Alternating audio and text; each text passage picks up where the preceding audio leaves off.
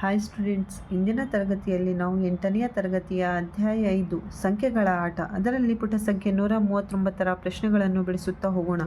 ನೀವು ಚಾನಲನ್ನು ಸಬ್ಸ್ಕ್ರೈಬ್ ಮಾಡಿಲ್ಲ ಅಂದರೆ ಸಬ್ಸ್ಕ್ರೈಬ್ ಮಾಡಿರಿ, ಯಾಕಂತಂದರೆ ನಾನು ಈ ಚಾನಲ್ನಲ್ಲಿ ನಿಮಗೆ 8ನೇ ತರಗತಿಯ ಎಲ್ಲ ಲೆಕ್ಕಗಳನ್ನು ಬಿಡಿಸ್ತಾ ಹೋಗ್ತೀನಿ. ಅದರಲ್ಲಿ ನೋಡಿ, ಮೊದಲನೆಯ ಪ್ರಶ್ನೆ ಪುಟ ಸಂಖ್ಯೆ 139 ಮತ್ತು 140. ಅದರಲ್ಲಿ 3 1 Z 5 9ರ ಗುಣಕವಾದರೆ ಇಲ್ಲಿ Z ಒಂದು ಅಂಕಿಯಾದರೆ Z ನ ಬೆಲೆ ಎಷ್ಟು? ಈ ಪ್ರಶ್ನೆಗೆ ಏಕೆ 2 ಉತ್ತರಗಳಿವೆ ಎಂದು ವಿವರಿಸಿ. ಅಂಕೆಗಳ ಮೊತ್ತ ನೋಡ್ರಿ, 3 1 Z 5 3 1 Z 5 ಇದು 9ರ ಗುಣಕ. ಈ ಸಂಖ್ಯೆಯು 9ರ ಗುಣಕ 9 Z. ಇದರಲ್ಲಿ 2 ಉತ್ತರಗಳಿವೆ ಅಂತ ಅದನ್ನು ನಾವು ವಿವರಿಸಬೇಕಾಗಿದೆ. ಅಂಕೆಗಳ ಮೊತ್ತವನ್ನು ಬರೆದಾಗ 3 + 1 + Z + 5 9 + Z. ಒಂದು ಸಂಖ್ಯೆಯು 9ರ ಗುಣಕವಾಗಬೇಕಾದರೆ, ಯಾವುದೇ ಸಂಖ್ಯೆ ಆಗಿರಲಿ ಅದು 9ರ ಗುಣಕವಾಗಬೇಕಾದರೆ ಅದರ ಎಲ್ಲ ಅಂಕೆಗಳ ಮೊತ್ತವೂ ಸಹ ಏನಾಗಿರಬೇಕಾಗುತ್ತದೆ? 9ರಿಂದ ನಿಶ್ಶೇಷವಾಗಿ ಭಾಗವಾಗಬೇಕು. ಇದರಲ್ಲಿ ನೋಡ್ರಿ, ಸಾಧ್ಯತೆ 1. ಇಲ್ಲಿ ನಾವು Z = 0 ಮತ್ತು Z = 9 ಬೆಲೆಯನ್ನು ಹಾಗೆ ನಾವು ಸಾಧ್ಯತೆಗಳನ್ನು ನೋಡ್ತಾ ಹೋಗೋಣ. Z = 0 9 + Z 9 + Z ಇದೆ. 9 + Z ಇದ್ದಲ್ಲಿ 0 ಹಾಕಿದಾಗ 9 + 0 9. 9 ಎಂಬುದು 9ರಿಂದ ನಿಶ್ಶೇಷವಾಗಿ ಭಾಗವಾಗುತ್ತದೆ. ನಿಶ್ಶೇಷವಾಗಿ ಅಂತಂದರೆ ಅಲ್ಲಿ ಸಂಪೂರ್ಣವಾಗಿ ಭಾಗವಾಗಿ ಶೇಷವು 0 ಉಳಿಯುತ್ತದೆ. 9ಅನ್ನು ನಾವು 9ರಿಂದ ಭಾಗಿಸಿದಾಗ ಶೇಷ 0. 9 1 9. ಆದ್ದರಿಂದ 3 1 Z 5 ಇಲ್ಲಿ Z ಇದ್ದಲ್ಲಿ ನಾವು ಏನು ಹಾಕಬೇಕು? 0. 3 1 0 5. ಇದರ ಬೆಲೆ 3 1 0 5. ಒಂದು ಸಾಧ್ಯತೆ ಸಿಕ್ಕಿತು, ಒಂದು ಬೆಲೆ ಸಿಕ್ಕಿದೆ. ಮತ್ತು ಇನ್ನೊಂದು ಬೆಲೆ ಅಂತಂದರೆ ಸಾಧ್ಯತೆ 2. Z ಇದ್ದಲ್ಲಿ 9ಅನ್ನು ಹಾಕೋಣ. 9 + Z = 9. Z ಇದ್ದಲ್ಲಿ 9. 9 + 9 18. 18 ಎಂಬುದು 9ರಿಂದ ಭಾಗವಾಗುತ್ತದೆ. 9 2 18. ಶೇಷ 0 ಉಳಿಯುತ್ತದೆ. ಆದ್ದರಿಂದ ಎಷ್ಟು ಸಾಧ್ಯತೆಗಳಿವೆ? 2 ಸಾಧ್ಯತೆಗಳಿವೆ. 3 1 Z 5 Z ಇದ್ದಲ್ಲಿ ಏನು ಹಾಕ್ತೀರಿ? 9. 3 1 9 5. ಎಷ್ಟು ಸಾಧ್ಯತೆಗಳಿವೆ ಇದಕ್ಕೆ? ಈ ಪ್ರಶ್ನೆಗೆ 2 ಸಾಧ್ಯತೆಗಳಿವೆ. ಆದ್ದರಿಂದ 9 + Z ಸಮೀಕರಣದಲ್ಲಿ ನಾವು Z ಇದ್ದಲ್ಲಿ ಏನು ಹಾಕಿವಿ? ಮೊದಲು 0, ಆಮೇಲೆ Z ಇದ್ದಲ್ಲಿ 9 ಹಾಕಿದಾಗ ಬರುವ ಮೊತ್ತಗಳು 9 ಮತ್ತು 18. ಬರುವ ಮೊತ್ತಗಳು ಎಷ್ಟಾಗಿದ್ವು ನಮಗೆ? 9 ಮತ್ತು 18. 9ರ ಗುಣಕಗಳಾಗಿವೆ. 9 ಸಹ 9ರಿಂದ ಭಾಗವಾಗುತ್ತದೆ, 18 ಸಹ 9ರಿಂದ ಭಾಗವಾಗುತ್ತದೆ. ಆದ್ದರಿಂದ ಈ ಪ್ರಶ್ನೆಗೆ 2 ಉತ್ತರಗಳಿವೆ. ಎರಡನೆಯ ಪ್ರಶ್ನೆ ನೋಡ್ರಿ, ನಾನು ತೆಗೆದುಕೊಂಡ ಒಂದು ಸಂಖ್ಯೆಯನ್ನು 12ರಿಂದ ಭಾಗಿಸಿದರೆ, ಯಾವುದು ಸಂಖ್ಯೆ ಅಂತ ಕೊಟ್ಟಿಲ್ಲ, ಶೇಷ 8ಅನ್ನು ನೀಡುತ್ತದೆ. ಯಾವುದೇ ಒಂದು ಸಂಖ್ಯೆಯನ್ನು 12ರಿಂದ ಭಾಗಿಸಿದಾಗ ಅದಕ್ಕೆ ಶೇಷ ಎಷ್ಟು ಉಳಿಯುತ್ತದೆ? 8. ನಾನು ತೆಗೆದುಕೊಂಡ ಇನ್ನೊಂದು ಸಂಖ್ಯೆಯು 12ರ ಗುಣಕಕ್ಕಿಂತ 4 ಕಡಿಮೆ ಇದೆ. ಅವುಗಳ ಮೊತ್ತವು ಯಾವಾಗಲೂ 8ರ ಗುಣಕ ಆಗಿರುತ್ತದೆ ಎಂದು ಸ್ನೇಹಲ್ ಪ್ರತಿಪಾದಿಸುತ್ತಾನೆ. ಅವನ ಪ್ರತಿಪಾದನೆ ಗಮನಿಸಿ ಮತ್ತು ತೀರ್ಮಾನ ತಿಳಿಸಿ. ಮೊದಲ ಸಂಖ್ಯೆ ನೋಡ್ರಿ, 12. 12ಅನ್ನು ಇದಕ್ಕೆ ಶೇಷ ಎಷ್ಟು ಉಳಿಯುತ್ತದೆ? 12 + 8. ಯಾವುದು ಸ್ನೇಹಲ್ ತೆಗೆದುಕೊಂಡಿರುವ ಸಂಖ್ಯೆ? ಯಾವುದು? 12 ಆಗಿದೆ.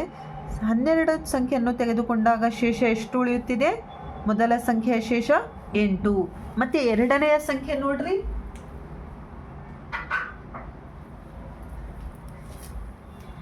ಮತ್ತು ಎರಡನೆಯ ಸಂಖ್ಯೆ 12ರ ಗುಣಕಕ್ಕಿಂತ 4 ಕಡಿಮೆ ಇದೆ ಅಂತ ಇದೆ. ಅಂತಂದರೆ ಮೊದಲನೆಯ ಸಂಖ್ಯೆ 12a + 8, ಯಾಕಂತಂದರೆ ಶೇಷ 8.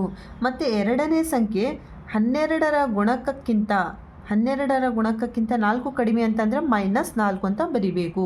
12b - 4. ಈಗ ಸಂಖ್ಯೆಗಳ ಮೊತ್ತ ಅಂತಂದರೆ ಇವು ಮೊದಲನೇ ಸಂಖ್ಯೆ ಮತ್ತು ಎರಡನೇ ಸಂಖ್ಯೆಯನ್ನು ನಾವು ಕೂಡಿಸಬೇಕು. 12a + 8 + 12b - 4. ಇದರಲ್ಲಿ ನೋಡ್ರಿ, 12a ಮತ್ತು 12b. ಇದರಲ್ಲಿ ನಾವು 12ಅನ್ನು ಕಾಮನ್ ತೆಗಿಬೋದು. ಹೊರಗಡೆ ತೆಗೆದಾಗ ಏನು ಉಳಿತು? a + b +8 - 4. 8ರಲ್ಲಿ 4ಅನ್ನು ಕಳೆದರೆ +4. ಈಗ ಎ ಇದ್ದಲ್ಲಿ ಬೆಲೆಗಳನ್ನು ಹಾಕುತ್ತಾ ನಾವು ನೋಡೋಣ. ಎ ಇಸ್ ಈಕ್ವಲ್ ಟು 1 ಮತ್ತು ಬಿ ಇಸ್ ಈಕ್ವಲ್ ಟು 2. ಇದರಲ್ಲಿ ಬೆಲೆಯನ್ನು ಹಾಕಮ್ಮ. 12 ಎ ಇದ್ದಲ್ಲಿ 1 ಮತ್ತು ಬಿ ಇದ್ದಲ್ಲಿ 2 plus 4 12 2 plus 1 3 plus 4 12 3 36 plus 4 36 plus 4 40 8 5 ಎಷ್ಟು 40. ಇದು 8ರ ಗುಣಕವಾಗಿದೆ. 40 ಎಂಬುದು 8ರ ಗುಣಕಾರ. ಈಗ ಬೆಲೆಗಳನ್ನು ಚೇಂಜ್ ಮಾಡಿದಾಗ A is equal to 2 B is equal to 4 ಹಾಕಿದಾಗ ನೋಡೋಮ್ಮ. 12 ಎ ಇದ್ದಲ್ಲಿ 2 ಬಿ ಇದ್ದಲ್ಲಿ 4 ಪ್ಲಸ್ 4 2 ಪ್ಲಸ್ 4 6 12 6 72 ಪ್ಲಸ್ 4 72 ಪ್ಲಸ್ 4 76. ಇದು 8ರ ಗುಣಕಾರವಲ್ಲ. 8ರ ಮಗ್ಗಿಯಲ್ಲಿ 72 76 ಬರುವುದಿಲ್ಲ. ಆದ್ದರಿಂದ ಸ್ನೇಹಲ್ನ ಹೇಳಿಕೆ ಏನಾಗಿದೆ? ತಪ್ಪಾಗಿದೆ. ಆದ್ದರಿಂದ ಮೊತ್ತವು ಯಾವಾಗಲೂ 8ರ ಗುಣಕಾರ ಆಗುವುದಿಲ್ಲ. ಆದ್ದರಿಂದ ಸ್ನೇಹಲ್ನ ಪ್ರತಿಪಾದನೆ ತಪ್ಪಾಗಿದೆ. 3ನೆಯ ಪ್ರಶ್ನೆ, 3ರ ಗುಣಕಗಳ ಮೊತ್ತವು 9ರ ಗುಣಕ ಯಾವಾಗ ಆಗುತ್ತದೆ ಮತ್ತು ಯಾವಾಗ ಆಗುವುದಿಲ್ಲ? ಸಾಧ್ಯತೆ ವಿವರಿಸಿ ಮತ್ತು ಮಾದರಿಯನ್ನು ತಿಳಿಸಿ. 3ರ ಗುಣಕಗಳ ಮೊತ್ತವು ಯಾವಾಗ 9ರ ಗುಣಕ ಆಗುತ್ತದೆ ಅಂತ ನಾವು ಸಾಧ್ಯತೆಯನ್ನು ವಿವರಿಸಬೇಕಾಗಿದೆ. ಅದರ ಉತ್ತರ ನೋಡ್ರಿ. 3ರ ಗುಣಕಗಳ ಮೊತ್ತದಲ್ಲಿ ಇರುವ ಸಂಖ್ಯೆಗಳ ಸಂಖ್ಯೆ 3ರ ಗುಣಕವಾಗಿದ್ದರೆ ಅವುಗಳ ಮೊತ್ತ ಸಹ 9ರ ಗುಣಕ ಆಗುತ್ತದೆ. ಇದಕ್ಕೆ ನೋಡ್ರಿ, 3a plus 3b plus 3c is equal to 3ಅನ್ನು ಕಾಮನ್ ತೆಗೆದಾಗ a plus b plus c ಇವು 9ರ ಗುಣಕ ಆಗಬೇಕಾದರೆ ಇದೆಷ್ಟು ಸಂಖ್ಯೆ? 3a plus b plus c 9ರ ಗುಣಕ ಆಗಬೇಕಾದರೆ a plus b plus c ಈ ಕೂಡ 9ರ ಗುಣಕ ಆಗಿರಬೇಕು. ಇದಕ್ಕೆ ಉದಾಹರಣೆ ನೋಡ್ರಿ. ಉದಾಹರಣೆ 1, ಯಾವಾಗ 3ರ ಗುಣಕಗಳ ಮೊತ್ತವು 9ರ ಗುಣಕ ಆಗಿರುತ್ತದೆ ಅಂತ. ಉದಾಹರಣೆ 6 plus 12 plus 9 is equal to ಕೂಡಿಸಿದ್ರೆ ಎಷ್ಟಾಗುತ್ತದೆ? 27 ಅಂತಂದರೆ 3 2 6 3 4 12 3 3 9. 3ರ ಗುಣಕಗಳನ್ನು ನಾನಿಲ್ಲಿ ತೆಗೆದುಕೊಂಡಿದ್ದೇನೆ. ಇವುಗಳ ಮೊತ್ತವು 9 ಆಗಿದೆ, 27 ಆಗಿದೆ. ಇದು 9ರ ಮಗ್ಗಿಯಲ್ಲಿ ಭಾಗ ಹೋಗುತ್ತದೆ. 9 3 27. 6ಅನ್ನು ಬಿಡಿಸಿ ಬರೆದಾಗ 3 2 6 12ಅನ್ನು ಬಿಡಿಸಿ ಬರೆದಾಗ 3 4 12. 9 ಅಂತಂದರೆ 3 3 9. ಇದರಲ್ಲಿ 3ಅನ್ನು ಕಾಮನ್ ತೆಗೆದು ಉಳಿದ ಸಂಖ್ಯೆಗಳು ಯಾವ್ಯಾವಿವೆ? 2 ಪ್ಲಸ್ 4 ಪ್ಲಸ್ 3 ಕೂಡಿಸಿದ್ರೆ 9. 9 ಇದು 3ರ ಗುಣಕ ಆಗಿದೆ. 3 3 9. ಎರಡನೆಯ ಉದಾಹರಣೆ ನೋಡ್ರಿ. 3ರ ಗುಣಕಗಳ ಮೊತ್ತ 9ರ ಗುಣಕ ಯಾವಾಗ ಆಗುವುದಿಲ್ಲ ಅಂತ. 3 plus 6 plus 12 3 1 3 3 2 6 3 4 12 ಕೂಡಿಸಿದ್ರೆ 21. 3 is equal to 3ಅನ್ನು ಬಿಡಿಸಿ ಬರೆದಾಗ 3 1 3 6 3 2 6 12 3 4 12. 3ಅನ್ನು ಬಿಟ್ಟು 1 ಪ್ಲಸ್ 2 ಪ್ಲಸ್ 4 ಇದನ್ನು ಕೂಡಿಸಿದಾಗ 7. 7 ಎಂಬುದು 3ರ ಗುಣಕಾರ ಆಗುವುದಿಲ್ಲ.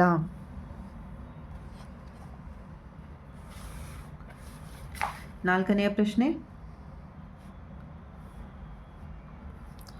ಶ್ರೀಲತಾ ಹೇಳುತ್ತಾಳೆ, ನನ್ನ ಬಳಿ ಇರುವ ಸಂಖ್ಯೆಯು 9ರಿಂದ ಭಾಗಿಸಲ್ಪಡುತ್ತದೆ. ನಾನು ಅದರ ಅಂಕೆಗಳನ್ನು ಹಿಮ್ಮುಖಗೊಳಿಸಿದರೆ ಈಗಲೂ ಸಹ 9ರಿಂದ ಭಾಗಿಸಲ್ಪಡುತ್ತದೆ. ಶ್ರೀಲತಾ ಏನಂತ ಹೇಳುತ್ತಾ ಇದ್ದಾಳೆ? ಅವಳ ಬಳಿ ಒಂದು ಸಂಖ್ಯೆ ಇದೆ. ಆ ಸಂಖ್ಯೆ 9ರಿಂದ ಭಾಗಿಸಲ್ಪಡುತ್ತದೆ ಮತ್ತು ಅದೇ ಸಂಖ್ಯೆಯನ್ನು ಹಿಮ್ಮುಖಗೊಳಿಸಿದಾಗ ಅದು ಸಹ 9ರಿಂದ ಭಾಗಿಸಲ್ಪಡುತ್ತದೆ ಅಂತ ಪ್ರಶ್ನೆ ಇದೆ. ಅದರಲ್ಲಿ ನೋಡಿ 4ನೇದರಲ್ಲಿ ಮೊದಲನೆಯ ಪ್ರಶ್ನೆ, ಅವಳ ಊಹೆಯು 9ರ ಯಾವುದೇ ಗುಣಕಕ್ಕೆ ಸರಿಯೇ ಎಂದು ಪರಿಶೀಲಿಸಿ. ಅವಳು ಶ್ರೀಲತಾ ಮಾಡಿದ ಊಹೆಯು 9ರ ಯಾವುದೇ ಗುಣಕಕ್ಕೆ ಸರಿಯಾಗುತ್ತದೆ ಅಂತ ನಾವು ಪರಿಶೀಲನೆ ಮಾಡದಿದೆ. ಅದರ ಉತ್ತರ ನೋಡ್ರಿ. ಒಂದು ಸಂಖ್ಯೆ 9ರಿಂದ ಭಾಗಿಸಬಹುದಾದರೆ ಅದರ ಅಂಕೆಗಳ ಮೊತ್ತವು, ಒಂದು ಸಂಖ್ಯೆ ಇದೆ ಅದು 9ರಿಂದ ಭಾಗಿಸಬಹುದಾದರೆ ಅದರ ಅಂಕೆಗಳ ಮೊತ್ತವು ಸಹ 9ರಿಂದ ಭಾಗಿಸಲ್ಪಡುತ್ತದೆ.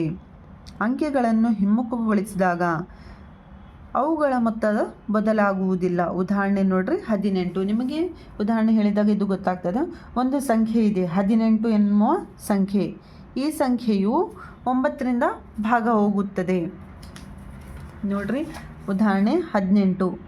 ಈ ಸಂಖ್ಯೆಯು 9ರಿಂದ ಭಾಗ ಹೋಗುತ್ತದೆ. ಇದನ್ನು ನಾವು ಕೂಡಿಸಿದಾಗ ಮೊತ್ತ 1 + 8 9. ಇದು ಸಹ 9ರಿಂದ ಭಾಗ ಹೋಗುತ್ತದೆ. ಮತ್ತು ಶ್ರೀಲತೆ ಹೇಳಿದ ಹೇಳಿಕೆಯಲ್ಲಿ ಏನಿದೆ? ಹಿಮ್ಮುಖಗೊಳಿಸಿದಾಗ ಈ ಮೊತ್ತವನ್ನು ಹಿಮ್ಮುಖಗೊಳಿಸಿದಾಗ ಅಂತಂದರೆ 8 + 1 ಬರಿಬೇಕು. 18ಅನ್ನು 1 + 8 ಹಿಮ್ಮುಖಗೊಳಿಸಿದಾಗ ಮೊತ್ತವನ್ನು ಅಂತಂದರೆ 8 + 1 = 9. ಈಗ ಸಹ ನಮಗೆ ಉತ್ತರ ಏನು ಬಂದಿದೆ? 9.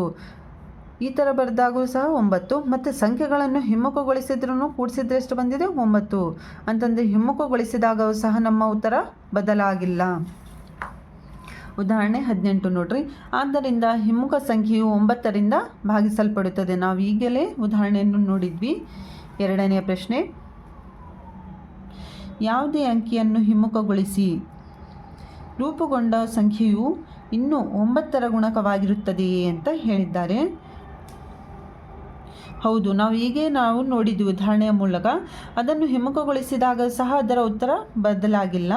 ಹೌದು, ಅಂಕೆಗಳ ಯಾವುದೇ ಮರುಜೋಡಣೆಯು ಅಥವಾ ಹಿಮ್ಮುಖಗೊಳಿಸಿದಾಗ ಒಂದೇ ರೀತಿಯ ಅಂಕೆಗಳ ಮೊತ್ತ ಹೊಂದಿರುತ್ತದೆ. ಆದ್ದರಿಂದ ಅಂತಹ ಪ್ರತಿಯೊಂದು ಸಂಖ್ಯೆಯು 9ರ ಗುಣಕವಾಗಿರುತ್ತದೆ. 5ನೆಯ ಪ್ರಶ್ನೆ,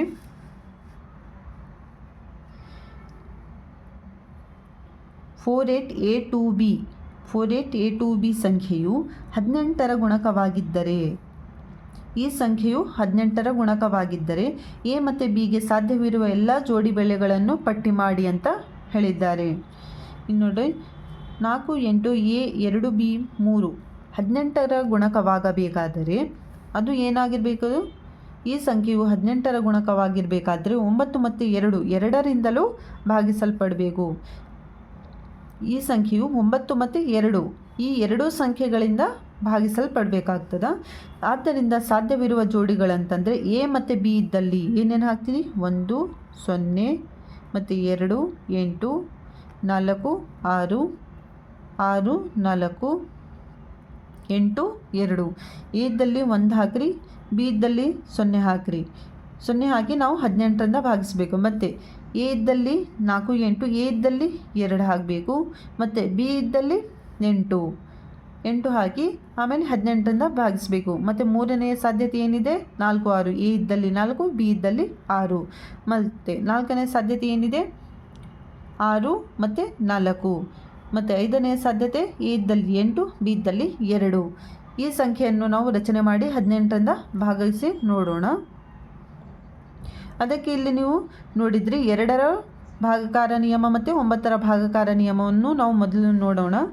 2ರ ಭಾಗಕಾರ ನಿಯಮ ಏನು ಹೇಳ್ತದಂತಂದರೆ, ಸಂಖ್ಯೆಯು 2ರಿಂದ ಭಾಗವಾಗಬೇಕಾದರೆ ಬಿಡಿ ಸ್ಥಾನದಲ್ಲಿರುವ ಅಂಕಿ ಬಿ ಸಮಸಂಖ್ಯೆ ಆಗಿರಬೇಕು. ಅಂತಂದರೆ 2ರ ಭಾಗಕಾರ ನಿಯಮ ಏನು ಹೇಳ್ತದಂತಂದರೆ, ಯಾವುದೇ ಸಂಖ್ಯೆ ಆಗಿರಲಿ ಅದು 2ರಿಂದ ಭಾಗ ಆಗಬೇಕಂತಂದರೆ ಅದು ಬಿ ಎನ್ನುವ ಸಂಖ್ಯೆಯು ಏನಾಗಿರಬೇಕು? ಕೊನೆಯ ಸಂಖ್ಯೆ ಬಿ ಕೊನೆಯಲ್ಲಿದೆ. ಈ ಸಂಖ್ಯೆಯು ಏನಾಗಿರ್ಬೇಕು ರೀ? ಸಮಸಂಖ್ಯೆ ಆಗಿರಬೇಕು. ಆಗ ಮಾತ್ರ ಅದು 2ರಿಂದ ಭಾಗ ಹೋಗುತ್ತದೆ. ಮತ್ತು 9ರ ಭಾಗಕಾರ ನಿಯಮ ಏನು ಹೇಳ್ತದಂತಂದರೆ,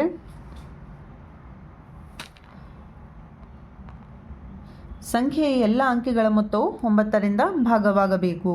ಸಂಖ್ಯೆಗಳ ಎಲ್ಲ ಅಂಕೆಗಳ ಮೊತ್ತ ಏನಾಗಿರಬೇಕು? 9ರಿಂದ ಭಾಗ ಹೋಗಬೇಕು. ಈಗ ಎ ಇದ್ದಲ್ಲಿ ನಾವು 1 0 ಮತ್ತು 2 8 4 6. ಇನ್ನು ನೋಡ್ರಿ, ಉದಾಹರಣೆಗೆ 2 8 ಇಲ್ಲಿ ಎ ಇತ್ತು. ಎ ಇದ್ದಲ್ಲಿ ನಾವು 2 ಹಾಕಿದ್ದೇವೆ, ಬಿ ಇದ್ದಲ್ಲಿ 8 ಹಾಕಿದ್ದೇವೆ. ಅದನ್ನು ನಾವು 18ರಿಂದ ಭಾಗಿಸಿ ನೋಡೋಣ. ಒಂದು ಉದಾಹರಣೆಯನ್ನು ತೋರಿಸ್ತೀನಿ ನೋಡ್ರಿ. ಇದು 18 1 18, 18 2 36, 48 ಬರಲ್ಲ. 18 2 36, 48ರಲ್ಲಿ 36ಅನ್ನು ಕಳೆದ್ರೆ ಎಷ್ಟು ಉಳಿತ್ರಿ? 12 ಅಂತಂದರೆ ಎಷ್ಟಾಯಿತು? ಈಗ 122. 18 6 108, ಯಾಕಂತಂದರೆ 122 ಬರಲ್ಲ. ಅದಕ್ಕೆ 18 6 108. 122ರಲ್ಲಿ 108ಅನ್ನು ಕಳೆದಾಗ ನಮಗೆ ಎಷ್ಟು ಉಳಿತು? 14. ಈಗ ಎಷ್ಟಾಯಿತು? 142 ಆಯಿತು. 2 ಇದೆ, 14 ಉಳಿತಿಲ್ಲಿ. 142. 18 ಎಷ್ಟರಲ್ಲಿ 142? 18ರ ಮಗ್ಗೆಯಲ್ಲಿ 142 ಬರಲ್ಲ. ಆದ್ದರಿಂದ 18 7ರಲ್ಲಿ 126ಅನ್ನು ತಗೋಬೇಕು. ಈಗ ಎಷ್ಟು ಉಳಿತ್ರಿ? 16. 163 ಆಯಿತು. 18 9 162. ಎಷ್ಟು ಉಳಿತು? 163ರಲ್ಲಿ 162 ತೆಗೆದ್ರೆ 1 ಉಳಿತು, 18 ಆಯಿತು. 18 1 18 ಅಂತಂದರೆ ಉತ್ತರ 26,741. ಇದೇ ಥರ ನೀವು 18ರಿಂದ ಭಾಗಿಸಿದಾಗ ಈ ಉತ್ತರಗಳು ನಿಮಗೆ ಸಿಗುತ್ತವೆ. ಇದೇ ಥರ ನೀವು ಭಾಗಾಕಾರವನ್ನು ಮಾಡಿದಾಗ ಈ ಉತ್ತರಗಳು ಬರ್ತವೆ ನೋಡ್ರಿ. 6ನೆಯ ಪ್ರಶ್ನೆ, 3p 7q 8 ಸಂಖ್ಯೆಯು 40ರಿಂದ 44ರಿಂದ ಭಾಗಿಸಲ್ಪಟ್ಟರೆ p ಮತ್ತು q ಸಾಧ್ಯವಿರುವ ಬೆಲೆಗಳ ಜೋಡಿಗಳನ್ನು ಪಟ್ಟಿ ಮಾಡಿ. ಇದರಲ್ಲಿ ನೋಡ್ರಿ, ಒಂದು ಸಂಖ್ಯೆಯು 44ರಿಂದ ಭಾಗಿಸಬೇಕಾದರೆ ಅದನ್ನು ನಾವು 4 ಮತ್ತು 11ರಿಂದಲೂ ಭಾಗವಾಗಬೇಕು. ಒಂದು ಸಂಖ್ಯೆ ಇದೆ, 44ರಿಂದ ಭಾಗವಾಗಬೇಕಾದರೆ ಅದು ಮೊದಲು 4 ಮತ್ತು 11 2ರಿಂದ ಭಾಗವಾಗಬೇಕು. ಆದ್ದರಿಂದ ಸಾಧ್ಯವಿರುವ ಜೋಡಿ ಬೆಳೆಗಳು ಅಂತಂದರೆ 7, 0, 5, 2, 3, 4, 1, 6. ಈ ಬೆಲೆಗಳನ್ನು ನೀವು ಪಿ ಇದ್ದಲ್ಲಿ 7 ಹಾಕಬೇಕು ಮತ್ತು ಕ್ಯೂ ಇದ್ದಲ್ಲಿ 0. ಮತ್ತು ಎರಡನೆಯ ಸಾಧ್ಯತೆ p = 5, q = 2, p = 3, q = 4, p = 1, q = 6. ಈ ಬೆಲೆಗಳನ್ನು ನೀವು p ಮತ್ತು q ಇದ್ದಲ್ಲಿ ಹಾಕಿದಾಗ ಅದು 44ರಿಂದ ಭಾಗಿಸಲ್ಪಡುತ್ತದೆ. 4ರ ಭಾಗಾಕಾರ ನಿಯಮ ಏನು ಹೇಳುತ್ತದೆ ಅಂತಂದರೆ, ಕೊನೆಯ ಎರಡು ಅಂಕಿಗಳು ಏನಿದ್ದಾವೆ ರೀ? Q8 ಏನಾಗಿರಬೇಕಾಗ್ತದೆ? 4ರಿಂದ ಭಾಗವಾಗಬೇಕು. ಇದು 4ನೆಯ ಭಾಗಾಕಾರ ನಿಯಮ. 11ರ ಭಾಗಾಕಾರ ನಿಯಮ ಏನು ಹೇಳ್ತದೆ ಅಂತಂದರೆ, ಬೆಸ ಸ್ಥಾನಗಳ ಅಂಕಿಗಳ ಮೊತ್ತ ಮತ್ತು ಸಮಸ್ಥಾನಗಳ ಅಂಕಿಗಳ ಮೊತ್ತದ ನಡುವಿನ ವ್ಯತ್ಯಾಸ 0 ಅಥವಾ 11ರ ಗುಣಕವಾಗಿರಬೇಕು. ಇದಕ್ಕೆ ನಾವು p ಮತ್ತು q ಇದ್ದಲ್ಲಿ 44ಅನ್ನು ಹಾಕಿದಾಗ ಈ ಬೆಲೆಗಳು ನಿಮಗೆ ಬರ್ತವೆ ನೋಡ್ರಿ. ಏನಿದೆ ಅದು? 3p 7q 8. ಮೊದಲನೇದಾಗಿ 7, 0 ಇದರಲ್ಲಿ ಹಾಕಿದಾಗ 3p ಇದ್ದಲ್ಲಿ 7, ಇದು 7 ಇದೆ, 3 7 ಮತ್ತು ಇಲ್ಲಿ 7, q ಇದ್ದಲ್ಲಿ 0 ಮತ್ತು 8 ಇದ್ದಲ್ಲಿ 8. ಇದನ್ನು ಹಾಕಿದಾಗ ನಾವು 44ರಿಂದ ಭಾಗಿಸಿದಾಗ ನಮಗೆ ಈ ಉತ್ತರಗಳು ಸಿಗುತ್ತವೆ. 5ನೇ ಪ್ರಶ್ನೆಯಲ್ಲಿ ನಾವು ಮಾಡಿ ತೋರಿಸಿದ್ನಲ್ರಿ, ಅದೇ ಥರ ನೀವು ಮಾಡಿದಾಗ ಈ ಉತ್ತರಗಳು ನಿಮಗೆ ಬರ್ತಾವ. 7ನೆಯ ಪ್ರಶ್ನೆ, ಮೊದಲ ಸಂಖ್ಯೆ 2ರ ಗುಣಕ, ಎರಡನೆಯ ಸಂಖ್ಯೆಯು 3ರ ಗುಣಕ, ಮೂರನೇ ಸಂಖ್ಯೆಯು 4ರ ಗುಣಕ ಆಗಿರುವ 3 ಕ್ರಮಾನುಗತ ಸಂಖ್ಯೆಗಳನ್ನು ಕಂಡುಹಿಡಿಯಿರಿ. ಅಂತಹ ಹೆಚ್ಚಿನ ಸಂಖ್ಯೆಗಳಿವೆ, ಅವು ಎಷ್ಟು ಬಾರಿ ಸಂಭವಿಸುತ್ತವೆ? ಮೊದಲ ಸಂಖ್ಯೆ 2ರ ಗುಣಕ, ಎರಡನೇ ಸಂಖ್ಯೆ 3ರ ಮತ್ತು ಮೂರನೇ ಸಂಖ್ಯೆ 4ರ ಗುಣಕ ಆಗಿದೆ. ಈ 3 ಕ್ರಮಾನುಗತ ಸಂಖ್ಯೆಗಳನ್ನು ನಾವು ಕಂಡುಹಿಡಿಯಬೇಕಾಗಿದೆ. ಮತ್ತು ಅಂಥ ಎಷ್ಟು ಸಂಖ್ಯೆಗಳಿವೆ ಅಂತ ತೋರಿಸ್ಬೇಕು ಮತ್ತು ಅವು ಎಷ್ಟು ಬಾರಿ ಸಂಭವಿಸುತ್ತೆ ಅಂತ ಹೇಳಬೇಕಿದೆ. ನೋಡ್ರಿ, 3 ಕ್ರಮಾನುಗತ ಸಂಖ್ಯೆಗಳು ಅಂತಂದರೆ n, n+1 ಮತ್ತು n+2. ನೀವು ಎಲ್ಲಾದರೂ ಯಾವುದಾದ್ರೂ ಲೆಕ್ಕವನ್ನು ಬಿಡಿಸ್ಬೇಕಾದ್ರೆ 3 ಕ್ರಮಾನುಗತ ಸಂಖ್ಯೆಗಳಂತ ಕೇಳಿದರೆ ಇದೇ ಥರ ನೀವು ತಗೋಬೇಕು. ಯಾವುದಾದ್ರೂ ಲೆಕ್ಕ ಇಲ್ಲಿ 3 ಕ್ರಮಾನುಗತ ಸಂಖ್ಯೆ ಅಂತಂದರೆ n, n+1, n+2. ಮೊದಲ ಸಂಖ್ಯೆ 2ರ ಗುಣಕ, ಮೊದಲನೇ ಸಂಖ್ಯೆ ಏನಾಗಿದೆ? 2ರ ಗುಣಕ, ಆದ್ದರಿಂದ 2 1 2. ಎರಡನೆಯ ಸಂಖ್ಯೆ 3ರ ಗುಣಕ ಅಂತಂದರೆ ಈ ಸಂಖ್ಯೆ 3 × 1. ಮೂರನೇ ಸಂಖ್ಯೆ 4ರ ಗುಣಕ ಅಂತಂದರೆ 4 1 4.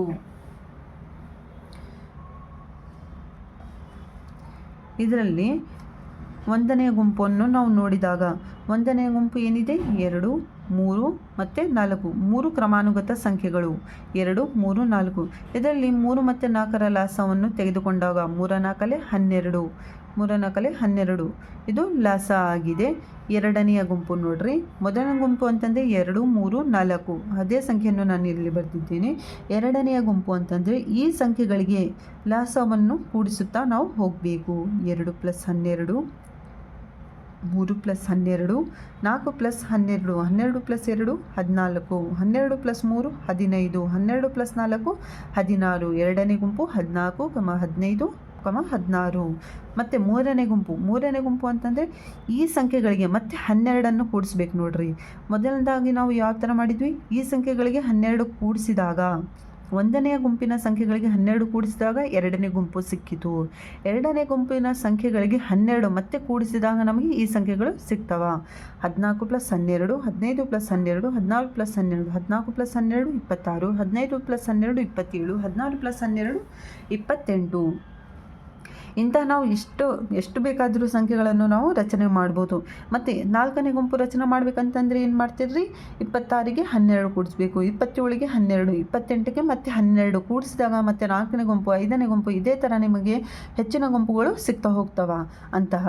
ಇಂತಹ ತುಂಬ ಸಂಖ್ಯೆಗಳಿವೆ. ಇಂತಹ ನಮಗೆ ಕೂಡಿಸಿದಾಗ 12 ಬರುವ ಸಂಖ್ಯೆಗಳಿಗೆ ಕೂಡಿಸಿದಾಗ ತುಂಬ ಸಂಖ್ಯೆಗಳು ನಮಗೆ ಸಿಗ್ತವ. ಆದ್ದರಿಂದ 12 ಸಂಖ್ಯೆಗಳ ನಂತರ ಹೊಸ ಗುಂಪು ಸಿಗುತ್ತದೆ. 12 ಸಂಖ್ಯೆಗಳ 12 ಕೂಡಿಸಿದಾಗ ನಮಗೆ ಹೊಸ ಗುಂಪು ಸಿಗುತ್ತಾ ಹೋಗುತ್ತದೆ. 8ನೆಯ ಪ್ರಶ್ನೆ,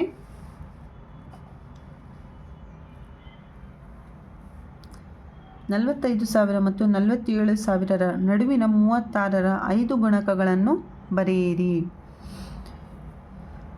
ಈ ಸಂಖ್ಯೆಗಳ ನಡುವಿನ ನಾವು 5 ಗುಣಕಗಳನ್ನು ನಾವಿಲ್ಲಿ ಬರೆಯಬೇಕು. 45,000 / 36.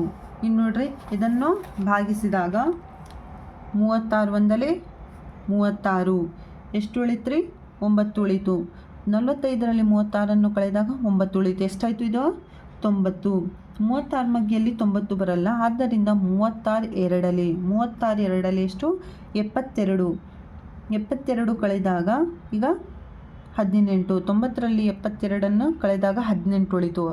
18 ಪಕ್ಕ ಏನಿದ್ದೀರಿ, 0, 180 ಆಯಿತು. ಈಗ 36 5 180, ಮತ್ತು ಏನು ಉಳಿತಿಲ್ಲಿ, ಇನ್ನೊಂದು 0 ಉಳಿತು. ಆದ್ದರಿಂದ 1250. 45,000ವನ್ನು 36ರಿಂದ ಭಾಗಿಸಿದಾಗ 1250 ಉಳಿತು. ಆದ್ದರಿಂದ 45,000 ಮತ್ತು 47,000 ನಡುವಿನ 5 ಗುಣಕಗಳಂತಂದರೆ ಈ ಸಂಖ್ಯೆಗೆ 50 ಆದಮೇಲೆ 1250 ಆದಮೇಲೆ 1251 36ರಿಂದ ಗುಣಿಸಬೇಕು ಅಂತ 5 ಸಂಖ್ಯೆಗಳನ್ನು ಅವರು ಕೇಳಿದ್ದಾರೆ. ಆದ್ದರಿಂದ 36 × 36ರ ನಡುವಿನ ಅಂತ ಹೇಳಿದ್ದಾರೆ. ಆದ್ದರಿಂದ 36ಅನ್ನು ನಾವಿಲ್ಲಿ ಗುಣಿಸ್ಕೊಳ್ಬೇಕಾಗ್ತದೆ. 36 × 1251 ಗುಣಿಸಿದರೆ 45,036. 36ರಿಂದ 51 ಆದಮೇಲೆ 52, ಇದನ್ನು ಗುಣಿಸಿದಾಗ 45,072. 36ರಿಂದ 52 ಆದಮೇಲೆ 1253, 45,108. 36ಅನ್ನು 53 ಆದಮೇಲೆ 1254, 45,144. ಮತ್ತು ಐದನೆಯ ಕೊನೆಯ ಸಂಖ್ಯೆ ಅಂತಂದರೆ 36 × 1255, 54 ಆದಮೇಲೆ 55, 45,180. ಇವು 5 ಸಂಖ್ಯೆಗಳಾಗಿವೆ. 9ನೆಯ ಪ್ರಶ್ನೆ, 5 ಕ್ರಮಾನುಗತ ಸಂಖ್ಯೆಗಳ ಶ್ರೇಣಿಯ ಮಧ್ಯದ ಸಂಖ್ಯೆಯು 5p ಆಗಿದೆ. ಇತರ 4 ಸಂಖ್ಯೆಗಳನ್ನು p ರೂಪದಲ್ಲಿ ವ್ಯಕ್ತಪಡಿಸಿ. ಮಧ್ಯದ ಸಂಖ್ಯೆ ಏನಾಗಿದೆ, 5p ಅಂತ ಕೊಟ್ಟಿದ್ದಾರೆ. ಕ್ರಮಾನುಗತ ಸಂಖ್ಯೆಗಳ ನಡುವಿನ ವ್ಯತ್ಯಾಸ ಎಷ್ಟಾಗಿರ್ತದ್ರಿ, 1 ಆಗಿರ್ತದೆ. ನಾವು 7ನೇ ಲೆಕ್ಕದಲ್ಲಿ ನೋಡಿದ್ವಿ ಎಲ್ಲ ಕ್ರಮಾನುಗತ ಸಂಖ್ಯೆಗಳು. ನೋಡ್ರಿ, ಇಲ್ಲಿ 7ನೇ ಲೆಕ್ಕದಲ್ಲಿ ವ್ಯತ್ಯಾಸ ಎಷ್ಟು ಇದ್ರಿ, 3 ಮತ್ತು 2 ಕಳೆದಾಗ 1, 4ರಲ್ಲಿ 3 ಕಳೆದಾಗ 1, ಮತ್ತು ಎರಡನೇ ಗುಂಪಿನಲ್ಲಿ 14, 15, 16, 16ರಲ್ಲಿ 15 ಕಳೆದಾಗ ವ್ಯತ್ಯಾಸ 1, 15ರಲ್ಲಿ 14 ಕಳೆದಾಗ ವ್ಯತ್ಯಾಸ 1 ಅಂತಂದರೆ ವ್ಯತ್ಯಾಸ ಎಷ್ಟಾಗಿರುತ್ತದೆ, ಕ್ರಮಾನುಗತ ಸಂಖ್ಯೆಗಳಲ್ಲಿ ವ್ಯತ್ಯಾಸ ಯಾವಾಗಲೂ 1 ಆಗಿರುತ್ತದೆ. ಆದ್ದರಿಂದ ಕ್ರಮಾನುಗತ ಸಂಖ್ಯೆಗಳ ನಡುವಿನ ವ್ಯತ್ಯಾಸ 1 ಆಗಿರುವುದರಿಂದ ಆ ಸಂಖ್ಯೆಗಳಂತಂದರೆ 5p - 2, 5p - 1 ಮತ್ತು 5p ಮಧ್ಯದ ಸಂಖ್ಯೆ 3ನೆಯ ಸಂಖ್ಯೆ, ಮತ್ತು 5p + 1, 5p + 2 ಇವು ಕ್ರಮಾನುಗತ ಸಂಖ್ಯೆಗಳಾಗಿವೆ.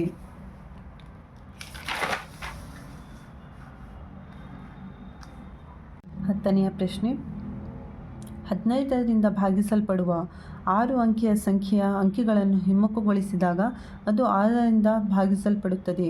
ಹಾಗಾದರೆ ಆ ಸಂಖ್ಯೆ ಬರೆಯಿರಿ.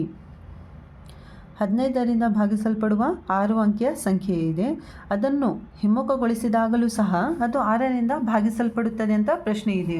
ಆ ಸಂಖ್ಯೆಯನ್ನು ನಾವು ಕಂಡುಹಿಡಿಯಬೇಕು. 15ಅನ್ನು ನೋಡ್ರಿ, 15ಅನ್ನು ನಾವು 3 ಮತ್ತು 5ರಿಂದ ಭಾಗಿಸಬಹುದು. 3 5 15, 5 3 15 ಅಂತಂದರೆ ನಾವು ಒಂದು ಸಂಖ್ಯೆಯನ್ನು ನಾನಿಲ್ಲಿ ಬರೆದಿದ್ದೇನೆ. 2 1 0 0 1 5 ಈ ಸಂಖ್ಯೆಯನ್ನು ನಾನಿಲ್ಲಿ ತೆಗೆದುಕೊಂಡಿದ್ದೇನೆ. ಈ ಸಂಖ್ಯೆಯನ್ನು ಪರಿಗಣಿಸಿದಾಗ ಇದು 5ರಲ್ಲಿ ಕೊನೆಗೊಳ್ಳುತ್ತದೆ. ಈ ಸಂಖ್ಯೆ ಎಷ್ಟರಲ್ಲಿ ಕೊನೆಗೊಳ್ಳುತ್ತದೆ?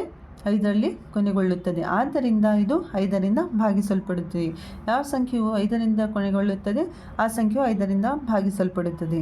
ಈ ಸಂಖ್ಯೆಯ ನಾವು ಅಂಕೆಗಳ ಮೊತ್ತವನ್ನು ತೆಗೆದುಕೊಂಡಾಗ 2 + 1 + 0 + 0 + 1 + 5 ಇವೆಲ್ಲ ಕೂಡಿಸಿದಾಗ 5 + 1 6, 6 + 1 7, 7 + 2 9. 9 ಇದನ್ನು ನಾವು 3ರಿಂದ ಭಾಗಿಸಬಹುದು. 3 3 9. ಮತ್ತು 2 1 0 0 1 5 ನಾವು 15ರಿಂದ ಭಾಗಿಸಬಹುದು. ಈ ಸಂಖ್ಯೆಯನ್ನು ನಾವು 15ರಿಂದ ಭಾಗಿಸಬಹುದು. ಆದ್ದರಿಂದ ಅಂಕೆಗಳನ್ನು ಹಿಮ್ಮುಖಗೊಳಿಸಿದಾಗ ಈಗ ನಾವು ಈ ಸಂಖ್ಯೆಯನ್ನು ಮೊತ್ತವನ್ನು ಕಂಡುಹಿಡಿದಿದ್ವಿ. ಇದು 3ರಿಂದ ಭಾಗಿಸಬಹುದು. ನಾವು ಇದರ ಮೊತ್ತ 9 ಬಂದಿದೆ. ಈಗ ಇದೇ ಸಂಖ್ಯೆಯನ್ನು ನಾವು ಹಿಮ್ಮುಖಗೊಳಿಸಬೇಕು. ಹಿಮ್ಮುಖ ಅಂತ ಅಂದರೆ ಯಾವ ಥರ ಬರೀತೀರಿ? 5 1 0 0 1 2 ಹಿಂದಿನಿಂದ ಸಂಖ್ಯೆಗಳನ್ನು ಬರಿಬೇಕು. ನೋಡ್ರಿ, 5 1 0 0 1 2 ಈ ಸಂಖ್ಯೆಗಳ ಮೊತ್ತವನ್ನು ಕಂಡುಹಿಡಿದಾಗ 5 + 1 + 0 0 1 2 ಅಂತಂದರೆ 2 + 1 3, 3 + 1 4, 4 + 5 9. ಇದು ಸಂಖ್ಯೆಯನ್ನು ಹಿಮ್ಮುಖಗೊಳಿಸಿದಾಗ ಸಹ ನಮಗೆ ಉತ್ತರ ಎಷ್ಟು ಬಂದಿದೆ? 9. ಮೊದಲನೇದಲ್ಲಿ 9 ಮತ್ತು ಹಿಮ್ಮುಖಗೊಳಿಸಿದಾಗ ಸಹ 9. 9ನ್ನು ನಾವು ಸಹ 3ರಿಂದ ಭಾಗಿಸಬಹುದು. ಆದ್ದರಿಂದ ಈ ಸಂಖ್ಯೆಯನ್ನು ನಾವು 6ರಿಂದ ಭಾಗಿಸಬಹುದಾಗಿದೆ.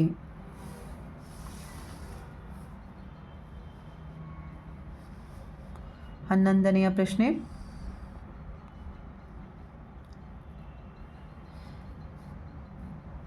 ದೀಪಕ್ ಪ್ರತಿಪಾದಿಸುತ್ತಾನೆ, 11ರ ಕೆಲವು ಗುಣಗಳಿವೆ. 11ರ ಕೆಲವು ಗುಣಕಗಳಿವೆ. ಅವುಗಳನ್ನು ದ್ವಿಗುಣಗೊಳಿಸಿದಾಗಲೂ ಅವು 11ರ ಗುಣಕಗಳಾಗೇ ಇರುತ್ತವೆ. ಆದರೆ 11ರ ಇತರ ಗುಣಕಗಳನ್ನು ದ್ವಿಗುಣಗೊಳಿಸಿದಾಗ ಅವು 11ರ ಗುಣಕಗಳಾಗಿ ಉಳಿಯುವುದಿಲ್ಲ. ಅವನ ಊಹೆ ಸರಿಯೇ ತಪ್ಪೇ ಅಂತ ಪರಿಶೀಲಿಸಿ. ದೀಪಕ್ ಏನಂತ ಪ್ರತಿಪಾದಿಸಿದ್ದಾನೆ? 11ರ ಕೆಲವು ಗುಣಕಗಳಿವೆ ಅಂತಂದರೆ 11ರ ಮಗ್ಗಿಯಲ್ಲಿ ಅದನ್ನು ನಾವು ದ್ವಿಗುಣಗೊಳಿಸಿದಾಗ ಅಂತಂದರೆ 11ರ ಮಗ್ಗಿಯನ್ನು ನಾವು 2 ಪಟ್ಟು ಹೆಚ್ಚಿಸಿದಾಗ ಅವು 11ರ ಗುಣಕವಾಗಿ ಉಳಿಯುವುದಿಲ್ಲ ಅಂತ ಹೇಳಿದ್ದಾನೆ. ಈ ಹೇಳಿಕೆ ನಾವು ಸರಿಯಿಲ್ಲ ಅಂತ ನೋಡಬೇಕು. 11ರ ಯಾವುದೇ ಗುಣಕಾರವು 11 × n ಅಂತ ತಿಳ್ಕೋರಿ. ದ್ವಿಗುಣಗೊಳಿಸಿದಾಗ ಅಂತಂದರೆ 11 × n ಇದು 11ರ ಗುಣಕಾರ. ದ್ವಿಗುಣಗೊಳಿಸಿದಾಗ 2 ಪಟ್ಟು ಹೆಚ್ಚಿಸಿದಾಗ 11 × 2n ಏನಿದ್ರಿ ಗುಣಕಾರ 11 × n. ಇದನ್ನೇ ದ್ವಿಗುಣಗೊಳಿಸಿದಾಗ ಅಂತ ಯಾವ ಥರ ತಗೋಬೋದು? 11 × 2n. ಉದಾಹರಣೆಗೆ ದ್ವಿಗುಣಗೊಳಿಸಿ ನಾವು ನೋಡೋಣ. 11 2 22, 22 2 44. ಇದು 11ರ ಮಗ್ಗಿ. 11 1 11, 11 2 22, 11 3 33, 11 4 44. ಇದನ್ನು ನಾನು ದ್ವಿಗುಣಗೊಳಿಸಿ ನೋಡ್ತಾ ಇದ್ದೇನೆ. 11 2 22, 22 2 44, 33 2 66, 44 2 88. ಇದು ಸಹ ನೀವು ನೋಡ್ಬೋದು 11ರ ಮಗ್ಗಿಯಲ್ಲಿ ಬರ್ತಾವೆ. 11 2 22, 11 4 44, 11 6 66, 11 8 88 ಅಂತಂದರೆ ನಾವು ಹೇಳ್ಬೋದು ದೀಪಕ್ನ ಪ್ರತಿಪಾದನೆ ತಪ್ಪಾಗಿದೆ ಅಂತ. ಯಾಕಂತಂದರೆ ದೀಪಕ್ ಏನಂತ ಹೇಳಿದ್ನ? 11ರ ಕೆಲವು ಗುಣಕಗಳಿವೆ, ಅವುಗಳನ್ನು ದ್ವಿಗುಣಗೊಳಿಸಿದಾಗ 11ರ ಗುಣಕಗಳನ್ನು ನಾವು ನೋಡಿದ್ವಿ. ಅವನ್ನು ದ್ವಿಗುಣಗೊಳಿಸಿದಾಗ ಅದನ್ನು ಡಬಲ್ ಮಾಡಿದಾಗ ಅವು 11ರ ಗುಣಕಗಳಾಗಿ ಇರುತ್ತವೆ. ಆದರೆ 11ರ ಇತರ ಗುಣಕಗಳನ್ನು ದ್ವಿಗುಣಗೊಳಿಸಿದಾಗ ಅವು 11ರ ಗುಣಕಗಳಾಗಿ 11ರ ಗುಣಕಗಳಾಗಿ ಉಳಿಯುವುದಿಲ್ಲ ಅಂತ ದೀಪಕ್ನ ಪ್ರತಿಪಾದನೆ ಇತ್ತು. ಆದರೆ ನಾವು ಇಲ್ಲಿ ಲೆಕ್ಕ ಮಾಡಿ ಬಿಡಿಸಿದಾಗ ದ್ವಿಗುಣಗೊಳಿಸಿದಾಗ ಅವು 11ರ ಗುಣಕಗಳಾಗಿಯೇ ಉಳಿದಿವೆ. ಆದ್ದರಿಂದ ಇದಕ್ಕೆ ತೀರ್ಮಾನ ಏನಂತಂದರೆ 11ರ ಎಲ್ಲ ಗುಣಕಗಳನ್ನು ದ್ವಿಗುಣಗೊಳಿಸಿದಾಗ ಅವು 11ರ ಗುಣಕಗಳಾಗಿಯೇ ಉಳಿಯುತ್ತವೆ. ಆದ್ದರಿಂದ ದೀಪಕ್ನ ಪ್ರತಿಪಾದನೆ ಏನಾಗಿದೆ? ತಪ್ಪಾಗಿದೆ. 12ನೇ ಪ್ರಶ್ನೆ ನೋಡ್ರಿ. ಕೆಳಗಿನ ಹೇಳಿಕೆಗಳು ಯಾವುದು ಸರಿ, ಕೆಲವೊಮ್ಮೆ ಸರಿ ಅಥವಾ ಯಾವಾಗಲೂ ಸರಿಯಲ್ಲ ಎಂದು ನಿರ್ಧರಿಸಿ ತಾರ್ಕಿಕತೆಯನ್ನು ವಿವರಿಸಿ. 12ನೇದರಲ್ಲಿ ಮೊದಲನೆಯ ಪ್ರಶ್ನೆ. 6ರ ಗುಣಕ ಮತ್ತು ಮೂರು ಇದೆ. 3ರ ಗುಣಕಗಳ ಗುಣಲಬ್ಧವು 9ರ ಗುಣಕವಾಗಿರುತ್ತದೆ. 6ರ ಗುಣಕ ಮತ್ತು 3ರ ಗುಣಕ 9ರ ಗುಣಕವಾಗಿರುತ್ತದೆ ಅಂತ ಹೇಳಿದ್ದಾರೆ. ಇದು ಯಾವಾಗಲೂ ನಿಜವಾದ ಹೇಳಿಕೆ. ಯಾಕಂತಂದರೆ ಉದಾಹರಣೆಯನ್ನು ನೋಡಿದಾಗ 6ರ ಗುಣಕ 6 ಒಂದಲೇ 6, 3ರ ಗುಣಕ 3 ಒಂದಲೇ 3, 6 3 18. ಇದು 18 ಎಂಬುದು 9ರ ಗುಣಕವಾಗಿದೆ. 9 2 18. ಮತ್ತು ಇನ್ನೊಂದು 6ರ ಗುಣಕ ನೋಡಿದಾಗ ಇದು ಮೊದಲನೇ ಉದಾಹರಣೆ, ಇದು ಎರಡನೇ ಉದಾಹರಣೆ. 6 2 12, 3 2 6 ಅಂತಂದರೆ 12 6 72. ಇದು ಸಹ 9ರ ಗುಣಕವಾಗಿದೆ. ನೋಡಿರಿ, ಇದು 9 8 72. ಇದು ಸಹ 9ರ ಗುಣಕ. 6ರ ಗುಣಕ ಮತ್ತು 3ರ ಗುಣಕಗಳು ಯಾವಾಗಲೂ ಏನಾಗಿವೆ? 9ರ ಗುಣಕವಾಗಿವೆ. ಆದ್ದರಿಂದ ಈ ಹೇಳಿಕೆ ನಿಜವಾಗಿದೆ. ಎರಡನೆಯ ಹೇಳಿಕೆ, 3 ಕ್ರಮಾನುಗತ ಸಮಸಂಖ್ಯೆಗಳ ಮೊತ್ತವು 3 ಕ್ರಮಾನುಗತ ಸಮಸಂಖ್ಯೆಗಳಿವೆ. ಮೊತ್ತವು 6ರಿಂದ ಭಾಗಿಸಲ್ಪಡುತ್ತದೆ. ಯಾವಾಗಲೂ ಇದು ನಿಜವಾದ ಹೇಳಿಕೆ. ಉದಾಹರಣೆ ನೋಡಿದ್ರೆ ನಿಮ್ಗೆ ಗೊತ್ತಾಗ್ತದ. 3 ಕ್ರಮಾನುಗತ ಸಮಸಂಖ್ಯೆಗಳು ಅಂತ ಹೇಳಿದ್ದಾರೆ.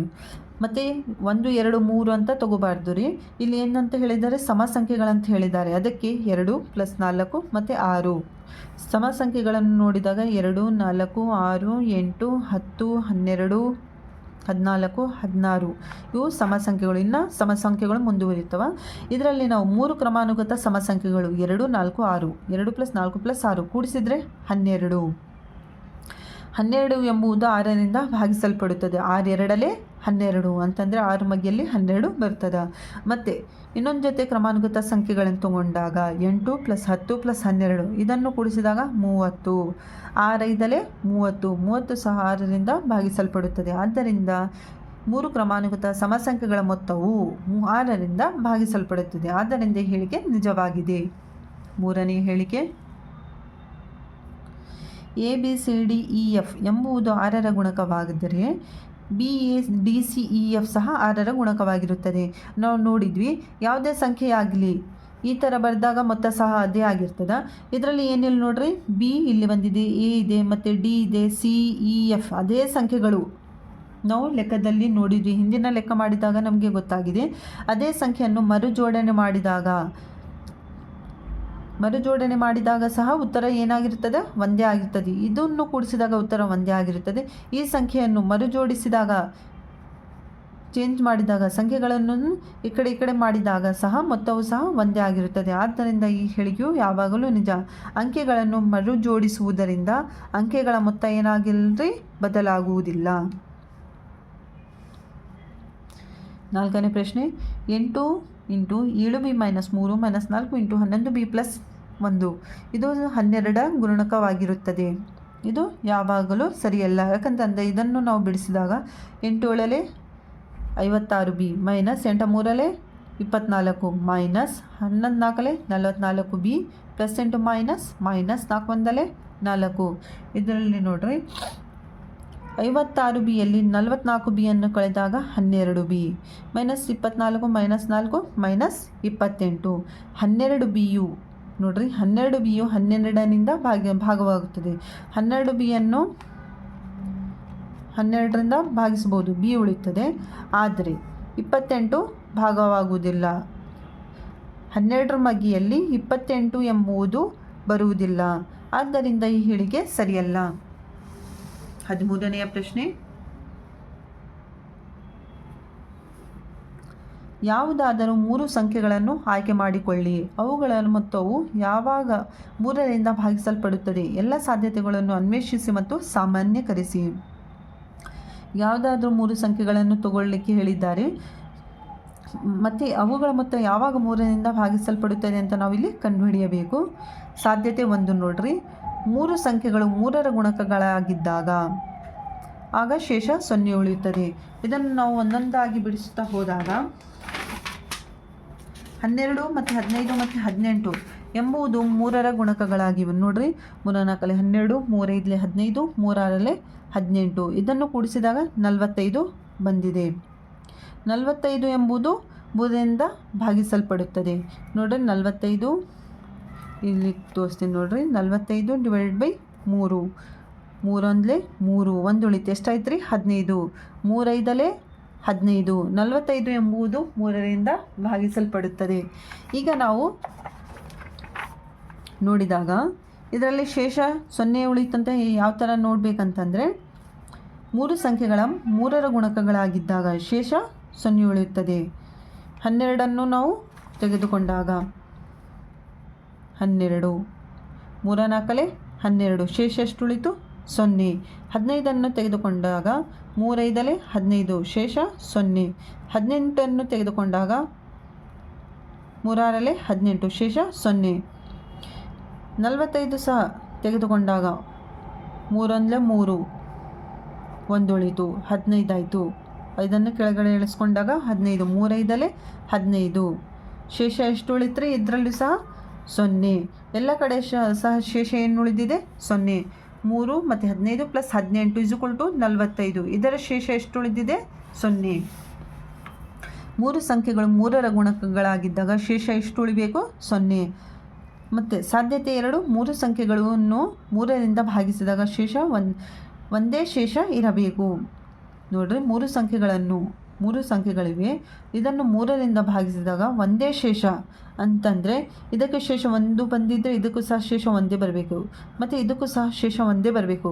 ಒಂದು ವೇಳೆ ಇದಕ್ಕೆ ಶೇಷ 2 ಬಂದಿದ್ದರೆ ಇದಕ್ಕೂ ಸಹ 2, ಇದಕ್ಕೂ ಸಹ 2 ಶೇಷ ಉಳಿಬೇಕು.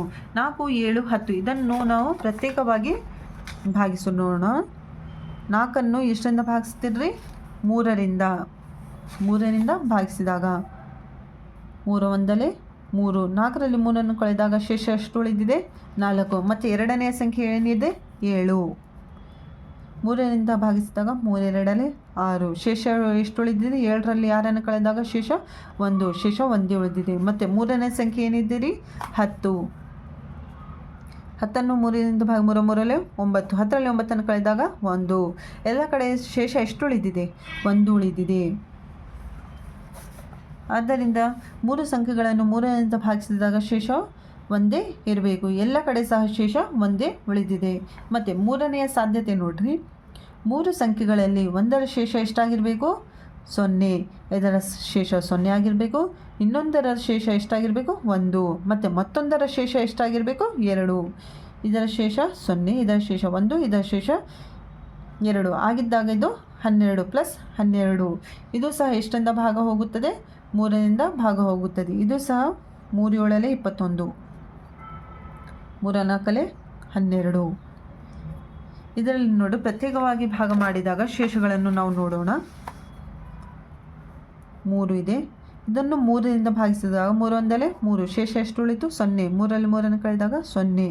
ಮತ್ತು 7, ಇದನ್ನು ಸಹ 3ರಿಂದ ಭಾಗಿಸಿದಾಗ 3 2 6, 3 2 6, ಶೇಷ ಎಷ್ಟು ಉಳಿದಿದೆ?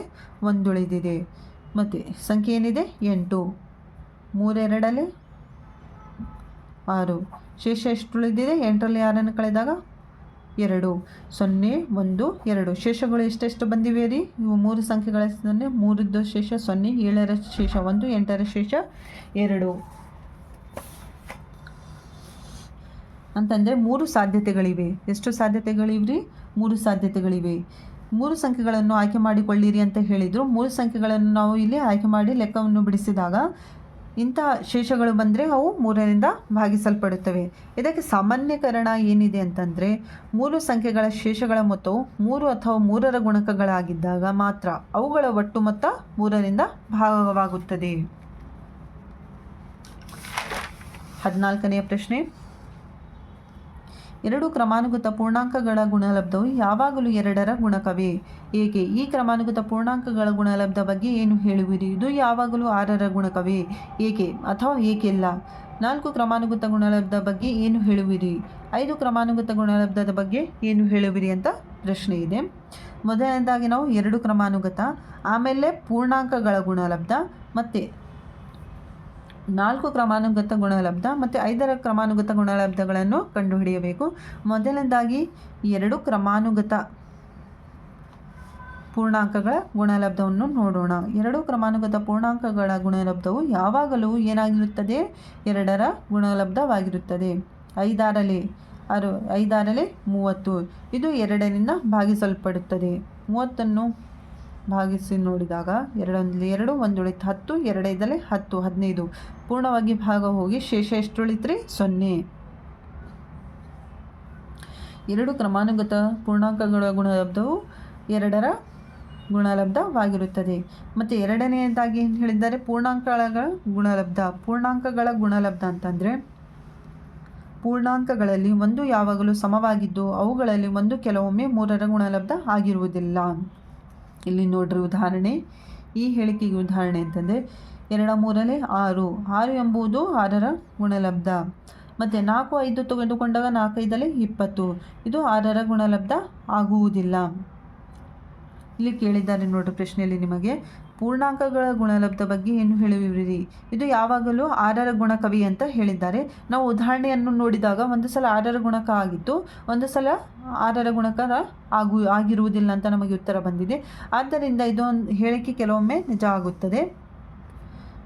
2 3 = 6 ಇದು 6ರ ಗುಣಲಬ್ಧ ಆಗಿತ್ತು. ಇದು 20 ಎಂಬುದು 6ರ ಮಗ್ಗಿಯಲ್ಲಿ ಬರುವುದಿಲ್ಲ, ಆದ್ದರಿಂದ 6ರ ಗುಣಲಬ್ಧವಲ್ಲ. 3ನೇ ಪ್ರಶ್ನೆ, 4 ಸತತ ಪೂರ್ಣಾಂಕಗಳ ಗುಣಲಬ್ಧವು ಯಾವಾಗಲೂ 24ರ ಗುಣಲಬ್ಧವಾಗಿರುತ್ತದೆ. 4 ಮತ್ತು ಪ್ರಶ್ನೆ ಇಲ್ಲಿದೆ, 4 ಕ್ರಮಾನುಗತ ಗುಣಲಬ್ಧ ತಗೋಬೇಕು ಮತ್ತು 5ರ ಕ್ರಮಾನುಗತ ಗುಣಲಬ್ಧ. ಮೊದಲನೇದಾಗಿ 4ರ ಕ್ರಮಾನುಗತ ಗುಣಲಬ್ಧ. 4 ಸತತ ಪೂರ್ಣಾಂಕಗಳ ಗುಣಲಬ್ಧವು ಯಾವಾಗಲೂ ಏನಾಗಿರುತ್ತದೆ, 24ರ ಗುಣಲಬ್ಧವಾಗಿರುತ್ತದೆ. 4 ಸತತ ಪೂರ್ಣಾಂಕಗಳು ಅಂದರೆ 2 3 4 5 ಇವಿಷ್ಟು ಗುಣಿಸಿದಾಗ 120. 120 ಎಂಬುದು 24ರ ಮಗ್ಗಿಯಲ್ಲಿ ಬರ್ತದೆ. 24 5 120. 120 ಎಂಬುದು 24ರ ಮಗ್ಗಿಯಲ್ಲಿ ಬರುವುದರಿಂದ ಆದ್ದರಿಂದ 4 ಸತತ ಪೂರ್ಣಾಂಕಗಳು ಗುಣಲಬ್ಧವು 24ರ ಗುಣಲಬ್ಧವಾಗಿರುತ್ತದೆ. ಈಗ 5 ಕ್ರಮಾನುಗತ ಗುಣಲಬ್ಧ. 5 ಕ್ರಮಾನುಗತ ಪೂರ್ಣಾಂಕಗಳ ಗುಣಲಬ್ಧವು ಯಾವಾಗಲೂ 120ರ ಗುಣಲಬ್ಧವಾಗಿರುತ್ತದೆ. ನೋಡ್ರೆ 5 ಕ್ರಮಾನುಗತ ಸಂಖ್ಯೆಗಳಂತಂದರೆ 1 2 3 4 5 1 × 2 × 3 × 4 × 5 ಗುಣಿಸಿದಾಗ ಇದರ ಉತ್ತರವು 120 ಆಗಿರುತ್ತದೆ. ಆದ್ದರಿಂದ 5 ಕ್ರಮಾನುಗತ ಪೂರ್ಣಾಂಕಗಳ ಗುಣಲಬ್ಧವು ಯಾವಾಗಲೂ 120 ಆಗಿರುತ್ತದೆ. 15ನೆಯ ಪ್ರಶ್ನೆ, ಕ್ರಿಪ್ಟಾರಿಥಮ್ಗಳನ್ನು ಬಿಡಿಸಿ. ಮೊದಲನೇ ಪ್ರಶ್ನೆ, EF × E = G. ಇಲ್ಲಿ ನೋಡ್ತಾ ಇದ್ದೀರಿ ನೀವು, G ಎನ್ನುವುದು ಒಂದೇ ಬೆಲೆಯನ್ನು ಹೊಂದಿರಬೇಕು. ಆದ್ದರಿಂದ ನಾವು EF × E ಅನ್ನು ಗುಣಿಸಿದಾಗ ಈ ಉತ್ತರ ಬಂದಿರಬೇಕು. ಅಂತಂದರೆ ಇಲ್ಲಿ ನಾವು ಅಂಥ ಸಂಖ್ಯೆಗಳನ್ನು ನೋಡಿ ತಗೋಬೇಕು. ಇಲ್ಲಿ ಒಂದೇ ಉತ್ತರ ಬಂದಿರಬೇಕು, Gನ ಬೆಲೆ ಒಂದೇ ಆಗಿರಬೇಕು. ಆದ್ದರಿಂದ G ಅನ್ನು 1 1 ಎಂದು ಬರೆಯಬಹುದು. ಅಂತಂದರೆ Gನ ಬೆಲೆಯನ್ನು ನಾನು 1 1 ಕೊಟ್ಟಿದ್ದೇನೆ. ಇದು 111 ಯಾವಾಗ ಬರ್ತದೆ ಅಂತಂದರೆ 37 × 3 ಗುಣಿಸಿದಾಗ 111. ಅಂತಂದರೆ ಇನ ಬೆಲೆ ಎಷ್ಟಾಗಿದೆ 3, ಎಫ್ನ ಬೆಲೆ ಎಷ್ಟಾಗಿದೆ 7, ಜಿನ ಬೆಲೆ ಎಷ್ಟಾಗಿದೆ 1. ಏನಿಲ್ಲ ನೋಡಬೇಕ್ರಿ, ಇದು ಜಿನ ಬೆಲೆ 1 ಆಗಿರಬೇಕು. 1 1 ಬರಬೇಕಂತಂದರೆ 37 × 3 ಗುಣಿಸಿದಾಗ ನಮಗೆ 111 ಉತ್ತರ ಬರುತ್ತದೆ. ಅದರಲ್ಲಿ ಎರಡನೆಯ ಪ್ರಶ್ನೆ, WW × 5 = MEOW. ನೀವು ನೋಡ್ತಾ ಇದ್ದೀರಿ WW ಮತ್ತು ಇದನ್ನು ಕೊನೆಯಲ್ಲಿ ಉತ್ತರದಲ್ಲಿ ನಮಗೆ W ಬರಬೇಕು. ಅಂತಂದರೆ ಈ ಸಂಖ್ಯೆಗಳು ಸೇಮ್ ಆಗಿರಬೇಕು.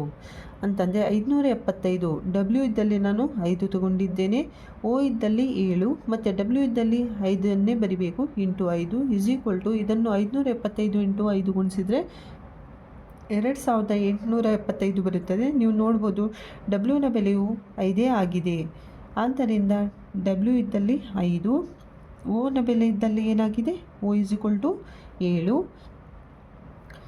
ಮತ್ತು M ಇದ್ದಲ್ಲಿ ಏನಿದೆ, M ಇದ್ದಲ್ಲಿ ನಮಗೆ ಉತ್ತರ ಏನು ಬಂದಿದೆ 2 ಮತ್ತು ಇನ ಬೆಲೆ ಎಷ್ಟಾಗಿದೆ 8. W = 5, O = 7, M = 2, E = 8. ಕೊನೆಯ ಪ್ರಶ್ನೆ 16ನೆಯ ಪ್ರಶ್ನೆ, ಕೆಳಗಿನ ಯಾವ ವೆನ್ನಕ್ಷೆಗಳು 4, 8 ಮತ್ತು 32ರ ಗುಣಕಗಳ ನಡುವಿನ ಸಂಬಂಧವನ್ನು ಅನಾವರಣಗೊಳಿಸುತ್ತದೆ? ಇಲ್ಲಿ ನಿಮಗೆ ಪ್ರಶ್ನೆಯಲ್ಲಿ 4 ಆಪ್ಷನ್ಸ್ಗಳನ್ನು ಕೊಟ್ಟಿದ್ದಾರೆ. ಇದರಲ್ಲಿ ನಾವು ಯಾವ ವೆನ್ನಕ್ಷೆಯು 4, 8 ಮತ್ತು 32ರ ಗುಣಕಗಳ ನಡುವಿನ ಸಂಬಂಧವನ್ನು ತೋರಿಸ್ತದೆ ಅಂತ ನಾವು ಇಲ್ಲಿ ಕಂಡುಹಿಡಿಯಬೇಕಾಗಿದೆ.